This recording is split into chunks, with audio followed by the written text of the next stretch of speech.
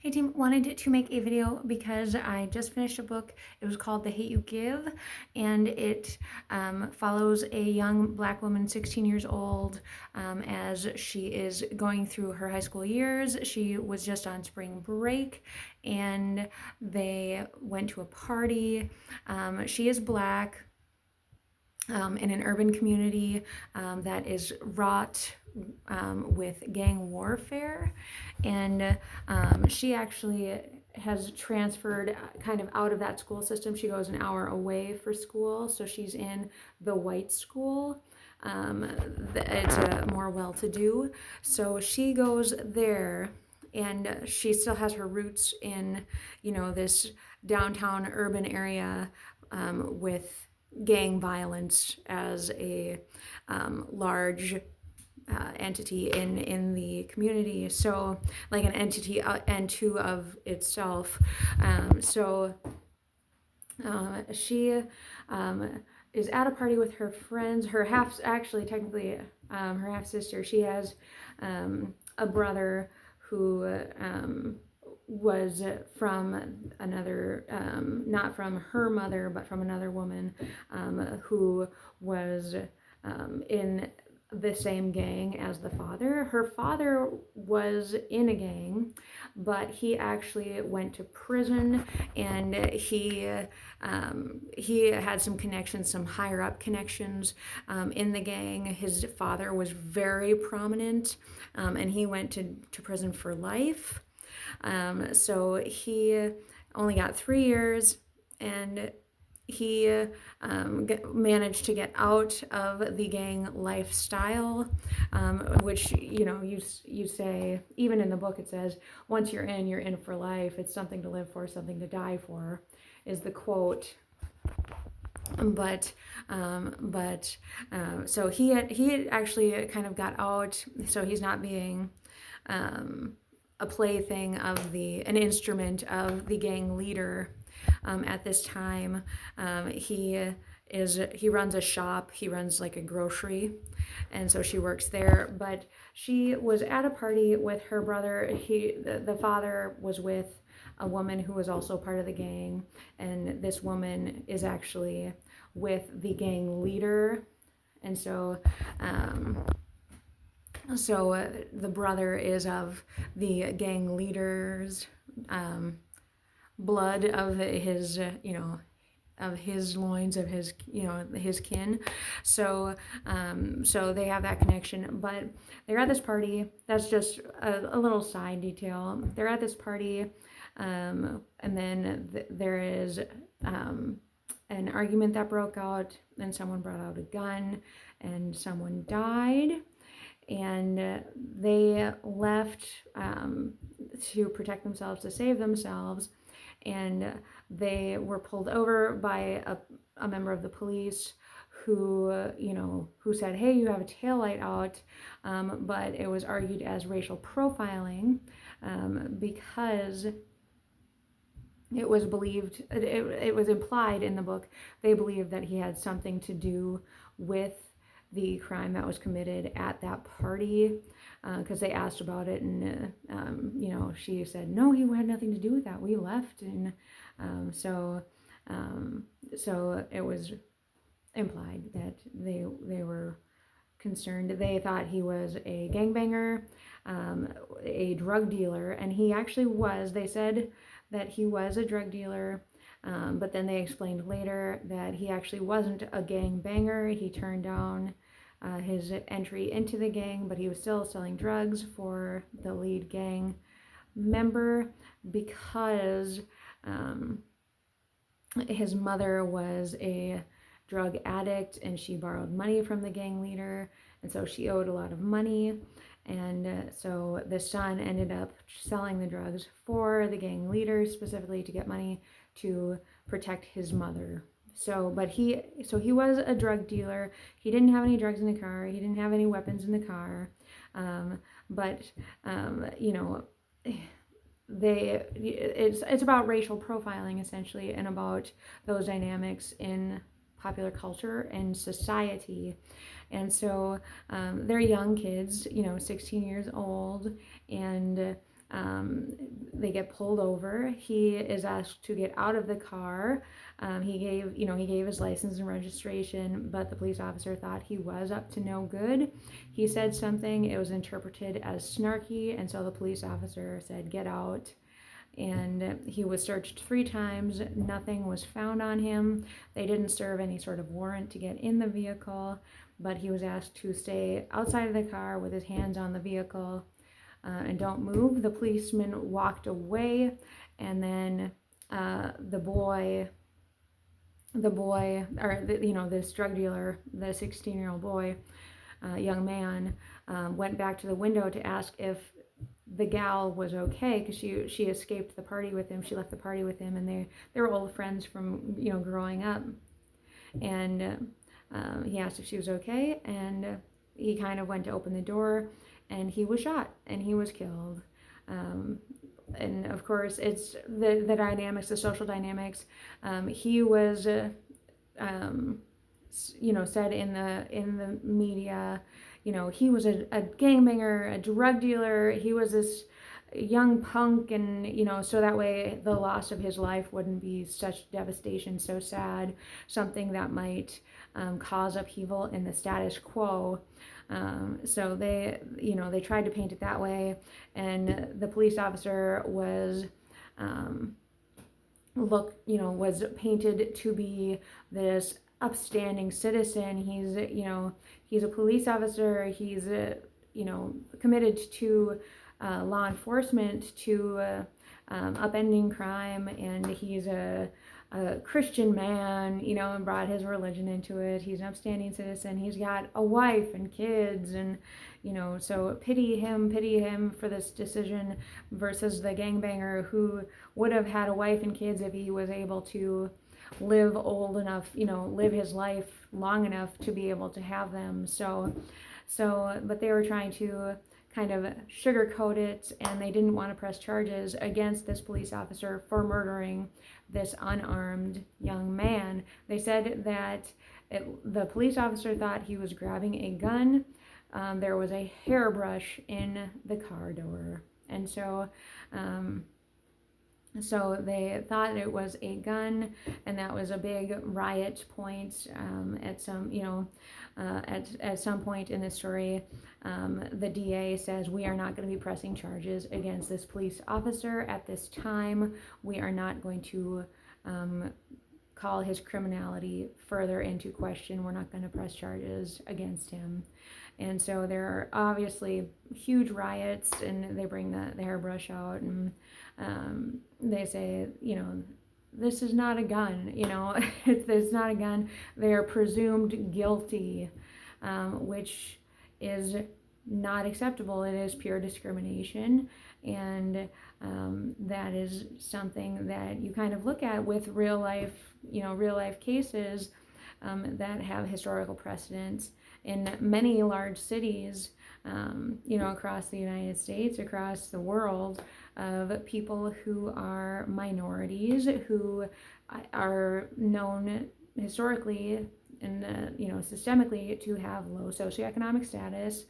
It is presumed that they are more likely to turn to criminality, which is highly arguable, but because they may be deemed more desperate or in need of resources, which is of course completely argumentative, but it is presumed that because they are minorities and they are of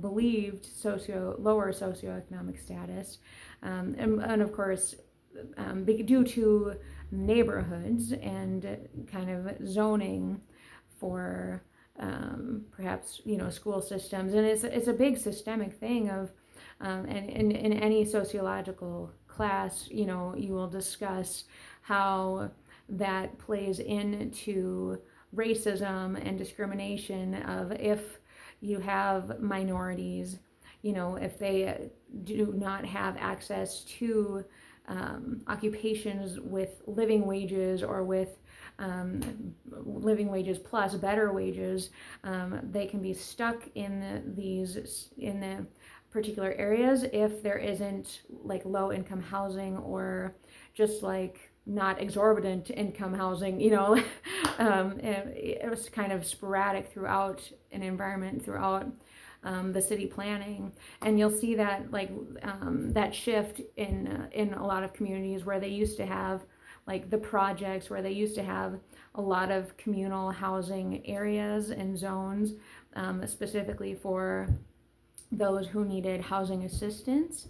But now they're realizing that kind of creates a ghetto, and it further perpetuates stigma and discrimination and hatred, hate mongering, as well as kind of sustains a potential for that type of gang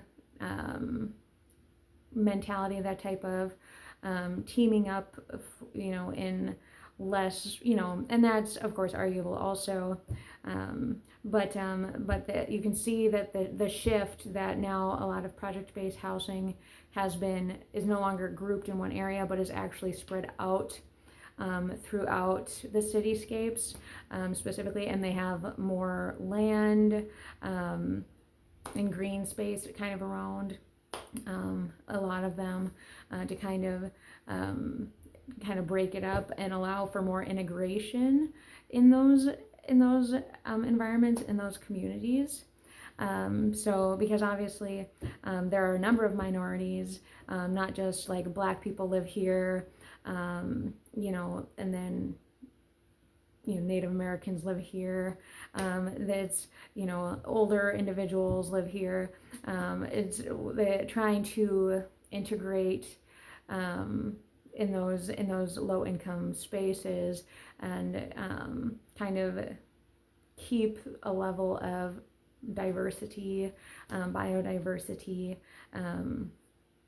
in recognizing that these minorities are not alone, and so that for safety reasons and for trying to promote a more integrated society, they kind of do that now. But and you can go ahead and argue and say they just don't want Black people to group together, to come together and to actually fight the man. They don't want those people to have that community and have their voices heard, and so you can kind of hear both ways. Of course, I am a white woman. I am of the relative majority here, and so I do not want to comment on that. I do not want to keep people away from their community. I don't not want to hear their voices. I think the overarching goal was to promote safety in that initiative, but that's in the book, it is assumed low socioeconomic status. They do have a woman who works in the hospital, and they're kind of in the low income neighborhood, and then they're moving out, and they're actually moving away from this gang neighborhood to a safer environment, a safer space. And so they've already got that kind of in the rhetoric. But people shouldn't have to move in order to feel safe within that community, as well as in the larger community. You shouldn't have to run away. You shouldn't have to be afraid where you live. And so that's a big factor. But with the gang warfare, it's corruption. It's unofficial corruption. That people are threatened, and they're kind of co-opted into these systems where violence and money and objectification can come into play, and people can be afraid for their own lives and not be able to advocate for themselves and their actual opinions, for the fear of being met with with violence, and it's violence plus, and so everyone's so integrated and kind of in each other's business, and if there is no like legal code, if there's no ethical code of protect all peoples, of like not just whoever is doing my bidding, that sort of thing, that can be very concerning, and it can be a very scary environment, and people can people can be afraid. So but the story follows her friend is murdered. She is she doesn't tell her white friends. She goes to the white school, and that's a big thing. She's got an Asian friend as well as a white friend. And there's a moment of, she doesn't want to integrate her lives. She doesn't want them to, meet her black friends, her low income friends. And so she keeps them separate, and she doesn't really, it's like she's living two separate lives. She even says in the book that she goes to the white high school, and she's really cool and popular, and she can make mistakes, and she can just be goofy, and she's the token black person. She is the black person, so she's cool by default. And of course, sometimes you can have cool by default, but they might also presume, depending on if you are male or female, or how you dress or how you present yourself, you can be considered either really cool, or you could be considered like a thug, and potentially, depending on how deep the racism and the discrimination is, there could be a subconscious belief of criminality, or low socioeconomic status, things like that. Just because you are of a different color. In her circumstance, she was the token black person and beloved in this. She was not deemed a threat, and she was not deemed to be a criminal in this majority white environment in her school systems. But she said, and that was her school experience versus her neighborhood experience. She is completely surrounded by the black community, by a black community, and a gang community, and if she going to the white school means she's a sellout, means she is losing her black identity, she's trying to be white, she's losing street cred by going to the white school, by having the white friends. She is lesser for that part of her identity and of her community. So it's completely, there's another duality there of your identity and what it means and to who. And that kind of comes up also as a very prominent theme in the book, is who are you and who do you want to be, and kind of societal rejection regardless of what you do, what your choices are, because she was transferred to the white school. She couldn't help it. Her parents wanted it, and so she's not necessarily one of the themes that was also brought up was the subconscious racism, even amongst her friends, her best friends, because the white gal was friends with this Asian and this black gal, and she made like kind of racist jokes. It sounds like, I don't know, if we didn't really get how she her intonation in this story, but she said, like, oh, did your family come from China? Did you guys have cat for Thanksgiving dinner? And that was deemed to be racist. But we can't read the tone, we can't read the context. They decided it was racist, so she made that comment. And then she also made a joke about fried chicken day at the cafeteria, and um, and so she made a joke to the black gal about it being Fried Chicken Day. In the book, it had said that this woman, the 16-year-old gal, actually did love the Fried Chicken Day at the cafeteria, but it is also a stereotype, and it's kind of a racist stereotype. The soul food, the fried foods, and which, you know, there are so many layers to it too. That's a stereotypical, you know, black food, soul food, greasy, perhaps fast food could lead to obesity. You can kind of trail it back to systemic, you know, stereotypes for the race. And so that's kind of, you know, that's kind of a thing unto itself, also a whole nother conversation. But she just made a kind of a comment, and they both the Asian friend as well as the black gals decided to start kind of sticking it to her, saying, hey, that's racist. And of course, we don't know where she was coming from. If it was just, it's another societal thing. Are you allowed to acknowledge these systemic, you know, these observations or these stereotypes? Can you address them? Can you bring them up without being racist? Because just noticing an observation, or, you know, like just recognizing and citing a stereotype, is that racist automatically? Because it seems like that could be a default go-to instinct to say, you noticed this societal stereotypical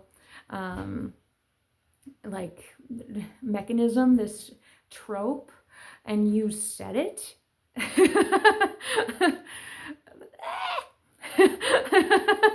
You acknowledged it out loud. You racist.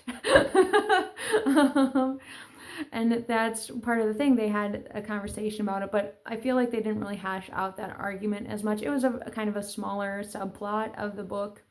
But I do think it's something worth talking about as well, because are you allowed to talk about these societal, like, it's kind of a, it's a, you know, I hadn't really heard of the cat for Thanksgiving, you know, but dogs, you know, I think even Donald Trump brought that up in his presidency, like the eating dogs in China or something, and that was a big kind of racist comment. And like how much of it, like it makes it very difficult to have the actual conversation if you aren't allowed to talk about, like, if you're afraid to bring up those things and just like say this is a stereotype, or like if you feel like you have that established relationship, which this white girl did, they were best friends, if you can't tease, you know, and like it is a conversation starter, it's kind of up to the group how, you know, up to those friends if they want to address it and say, I am offended, or is this actually racist, or is it something just like acknowledging it as a trope and acknowledging it as a stereotype. Obviously, you know, some of these stereotypes are false, some of them are based in truth, and so to what extent is it fair for them to persecute based on these comments if you if you don't know where the person is coming from? You know, obviously we want intercultural communications, and we want to have those intercultural friendships, and to be able to converse and to be able to respect and talk about racist elements. A lot of, you know, there's other films and things that bring up kind of soapboxing and trying too hard to advocate for minorities, and saying, oh, because no, let's stick to the man, let's talk about minority statuses, and you know, and there's such thing as putting too much emphasis on it with individuals who are of a different race, so that way it's also racist, because you don't see them as a human being, you see them as their race first and foremost, and want to talk about their cause first and foremost. And so it's so complex, because obviously systemically it's something that needs to be addressed. It's not just in one institution, it's in many institutions, this reflection of minority status, of othering, of differentiation, and a lot of that can be traced back to lack of education systems, and which inequality, and the you know systemic discrimination of those internalized beliefs that whites and blacks are meant to be separate but equal, but we recognize that that principle does not actually work. There is no such thing as separate but equal, was what the American experiment taught us historically. And so it's a very dynamic thing to look at, this entire issue, because they're best friends and they kind of have to see what exactly the thought processes are in this conversation, if she is actually racist. But they've been friends for so long, is she kind of seeing them as more white than their ethnic identity? It's having that American as well as ethnic, and that's something that I of course have not had to puzzle out for myself. I have had a few friends of color, and one identified as white, but she was from a mixed family, and so it's a very dynamic question of who are you, and and that identity, it can be it can be a very tough dynamic to kind of navigate, as can be seen in this book, as well as in politics. Like I said, Donald Trump, his comments are known to be racist or discriminatory very often. But we also can't be afraid to talk about those things as well, or at least to bring them up. And it's difficult to gauge your friendship level, if it's appropriate, if it's not. I personally felt like they were being a little unfair to this gal, but we don't have more information, and so I think that's that's highly subjective as well. But it's still a conversation worth having, and so it's good that they put it into the book. But anyway, so she's back to the murder plot, the gang banging plot. It kind of also brought up more dynamics. They were all very, very interesting, and of course, it can be easy to kind of feel separate from these dynamics, but recognizing that they do exist out in the world is definitely worth noting and recognizing. So, but she ended up, there were riots and societal upheaval because they decided not to press charges against this police officer. And throughout, it kind of played on more Black stereotypes, and like the shoes. I've heard this, and not necessarily just in reference to Black people, but a lot of people put a lot of emphasis on your footwear, and they need to be clean, they need to be tight, and they need to be very cool shoes. If and that was kind of brought up. She's got a bunch of sneakers, she's got a bunch of, and so it talked about her identity kind of coming from the hood, and she brought that to her white school. If anything, she's gonna bring her shoes and her matching backpack to the white school. And so it talked about those dynamics and those value systems of identity. And if, again, I don't know that I've heard it necessarily generalized to Black people, the shoes, but yeah, so just different dynamics of that, of her.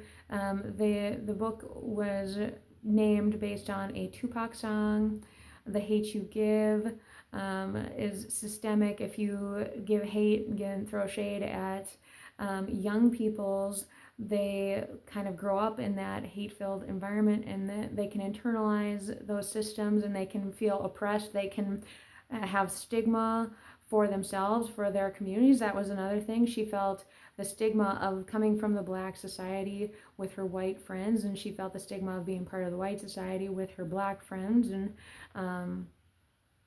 being from the hood, that there was more stigma there, and so lots of dynamics with this one. So it was a good book to read, and it is, of course, a young adult. There are also themes, a love story, and kind of, talking about sex and waiting, practicing abstinence. That was also brought up, and pursuing schoolwork and graduating from high school was also positively reinforced. So it was a great, I think it was very good at bringing up different elements that are relevant to an urban society, an integrated multicultural society. So definitely worth talking about. This video got a little bit long, and so I am gonna leave it here, but definitely leave comments. Again, it's called The Hate You Give, and I will talk to you later.